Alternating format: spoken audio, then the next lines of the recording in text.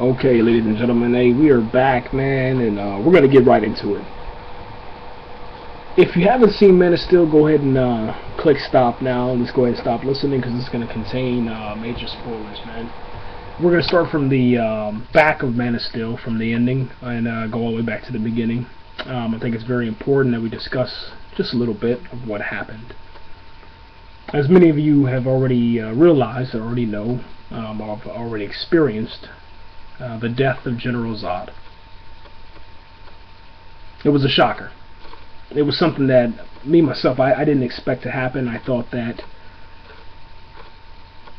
going in to see Man of Steel, I would get the kind of like the spirit of Christopher Reeve's Superman.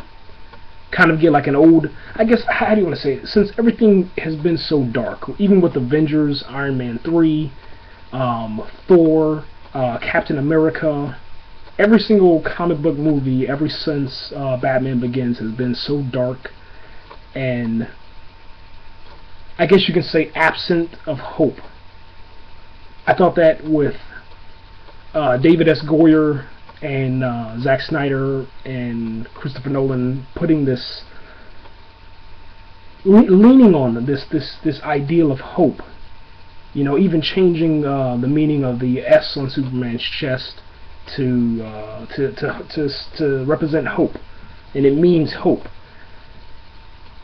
But then when I got finished with the movie, it was I'm not gonna lie, I was just shocked, man.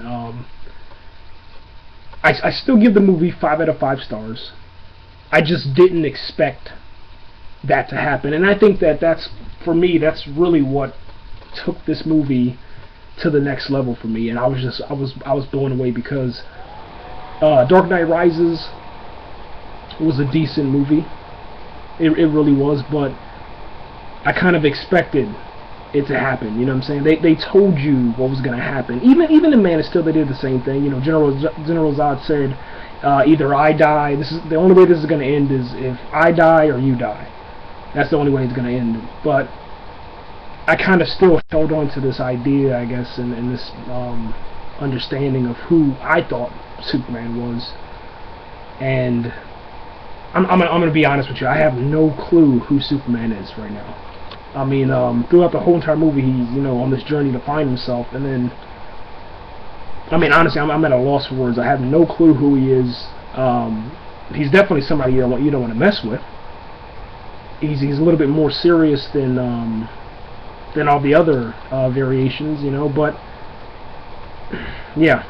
But anyways, going back to it, with Dark Knight Rises, you know, we knew what was going to happen. We knew that Batman would take the nuke, take it out to the sea, blow it up, and then later on we'd see him and Alfred, or Alfred would see him in the diner or whatever, and that was kind of cool. And then with the Avengers, we kind of knew, you know, that they were going to leave it up to Tony Stark to take the nuke because he was the only one that heard about it and paid attention to it. Even though Thor or I guess you can just say Thor could have taken care of that nuke, but they gave it to Tony Stark, man, and then, you know, he did what he had to do. There was a lot of destruction in Avengers. I guess it was more colorful destruction. And I guess that kind of goes back to this, you know, Christopher Nolan versus Joss Whedon, man, you know what I'm saying? So I guess there's just two different, I don't know, ways to film. And then, you know, taking Christopher Nolan's type of idea and then throwing a Zack Snyder on it. I mean, it just took it to that extreme. So it was pretty much like watching 300 and Sucker Punch combined with a great script this time around, and it just blew me away. I was absolutely mind blown. I understand, because I understand why, I guess, General Zod had to die. I do understand that. I guess where my frustration kind of lies at with the film and with their decision to go that route is they couldn't have done, you know, couldn't something have happened? And I don't know. I mean, how do you say it?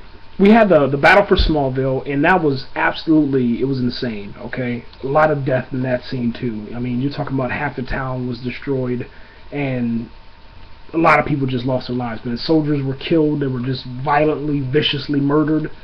I mean, punched so hard that they just evaporated into mist, like blood mist. You know, it was ridiculously crazy, man. And then we went to the Battle of Battle of Smallville, and then Battle of Metropolis. And then once we got done with the Battle of Metropolis, it was like the Battle of General Zod, if you will.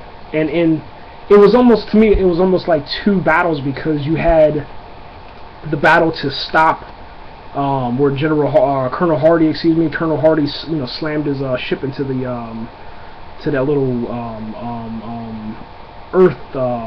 I forgot the name of it, but that little beam thing, that little ship, smashes a thing in there, sacrifices himself, and then you have the battle for Metropolis with General Zod. So there was a lot of death, and I kind of wanted it to stop, but I just didn't want it to end that way. So, yeah. But, yeah, what do you guys think about that, man? Let me know. And we'll start another video right now.